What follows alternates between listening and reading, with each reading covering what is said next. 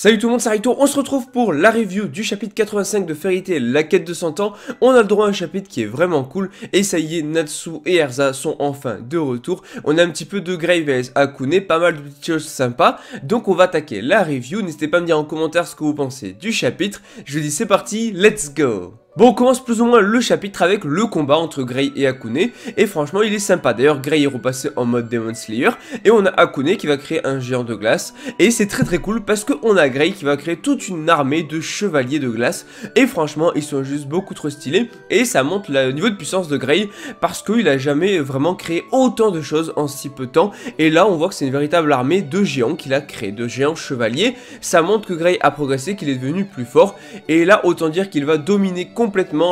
Akune et qu'il va la défoncer. Elle ne va pas résister aux attaques de Grey et justement, comme l'a dit, je crois que c'était Carla ou un truc comme ça, c'est le rival de Natsu, il se doit d'être fort et franchement on a enfin un combat sympa de la part de Grey dans la quête de 100 ans et enfin il nous fait kiffer, même si on aurait aimé que ça dure un peu plus longtemps, mais il est temps de passer aux choses sérieuses avec Selene et tout, donc du coup bah voilà, c'est raccourci et elle va être vaincue maintenant, Akune, alors que Mimi a déjà été vaincue au précédent chapitre ou celui d'avant par Lucy et donc du coup il restera Yuko, tout ça, enfin Yuko avait déjà été défoncé par Erza, donc là il restera Selene à battre. En tout cas ça fait plaisir de voir autant de créations de glace de la part de Grey en si peu de temps, et il a enfin vaincu Akune. Enfin maintenant on va pouvoir passer aux choses sérieuses, à savoir détruire Selene. Sinon voilà, commence à y avoir un petit problème au niveau de la magie, donc ça commence à augmenter. Le but à la base donc du coup de la sorcière blanche, enfin c'est pas vraiment la vraie sorcière blanche, mais le but à la base donc du coup de cette secte là, c'est d'effacer la magie, ou du moins de stabiliser la magie de ce monde là pour pas qu'elle explose, pour pas qu'elle devienne trop puissante.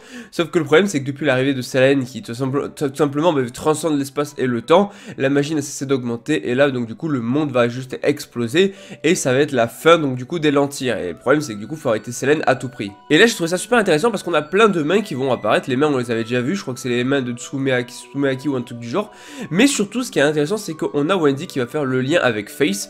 qui est l'arme du conseil. Rappelez-vous que justement Tartaros voulait utiliser pour effacer toute magie. Et bien c'est vrai que quand on y pense ça ressemble énormément aux mains de Face, enfin aux mains de Face, au visage de Face. Donc du coup c'est vrai que c'est vraiment pas mal de se rappeler de ça et de le mettre en corrélation, de le mettre en parallèle, parce que effectivement on est sur quelque chose qui ressemble énormément, et les mains de Face comme j'ai dit, enfin les visages de Face plutôt, étaient là pour effacer toute magie. Donc à voir par rapport aux mains quel est vraiment leur rôle, mais je trouve que le parallèle est très bien fait. Enfin voilà, en tout cas c'est la galère, mais ce n'est pas fini, voilà, parce que du coup la grande prêtresse est vraiment dans le désespoir, mais heureusement on a Natsu et Erza qui ça y est se sont relevés, enfin on les attendait, et qui ont qu'un objectif, défaire Selene pour sauver le monde de Elantyr. Et on a le droit à une super page avec Natsu et Erza qui se sont enfin réveillés, enfin relevés, parce que du coup voilà, ils avaient subi l'attaque de Suzaku, même si là du coup on va devoir s'allier avec lui je pense. Au final voilà, c'est juste super stylé, c'est vraiment ce genre de choses qu'on aime dans Fairy Tail, il n'abandonne jamais, donc du coup il se relève pour affronter Selene et franchement c'était très cool. Forcément ça met le baume au cœur à tout le monde est content, et on se retrouve du coup à la montagne de la lune noire pour finir le chapitre avec Selene